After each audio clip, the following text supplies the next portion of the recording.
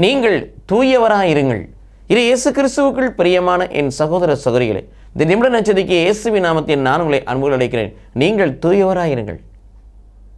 லேவியர் 19:1 வாசிக்கிறோம், கடவுளாகிய நான் பரிசுத்தராக இருப்பது போல நீங்கள் பரிசுத்தராயிருங்கள். எபிரேயர் 12:14 வாசிக்கிறோம், பரிசுத்தம் இல்லாமல் யாரும் கடவுளை தரிசிக்க முடியாது. 1 தெசலோனிக்கேயர் 4:3 வாசிக்கிறோம், நாம் எல்லோரும் பரிசுத்தராவது கடவுளின் திருவிழம். பரிசுத்தமான வாழ்வுக்குத்தான், பரிசுத்தமாக இருப்பதுக்கு தான் கடவுள் நம்மை அழைத்திருக்கிறார். கீழ்ப்படுதல் உள்ள என்னுடைய வார்த்தைக்கு கீழ்ப்படுதல் உள்ள வாழ்வு உங்களுக்குள்ளும் எனக்கும் இருக்குன்னு சொன்னால் அந்த பரிசுத்தம் நமக்கு கிடைக்கும்.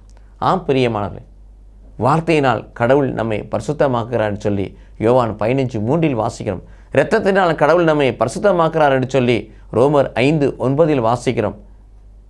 அன்பினால் கடவுள் நம்மை பரிசுத்தமாக்குறார் என்று சொல்லி பழமொழி நீதிமொழி 10:12 வாசிக்கிறோம். இயேசுவின் அன்பும் இயேசுனுடைய வார்த்தையும் இயேசுனுடைய இரத்தமும், ஏன் 1 கொரிந்தியர் 6:11 வாசிப்பது போல இயேசுவின் ஆவியானவரும் உங்களை என்னை பரிசுத்தப்படுத்துகிறார். அந்த பரிசுத்தை தூய்மையை பெற்றுக்கொண்டு தூயவர்களாய் வாழ்வோம். கடவுள் நம்மை ஆசீர்வதிப்பாராக. ஆமென்.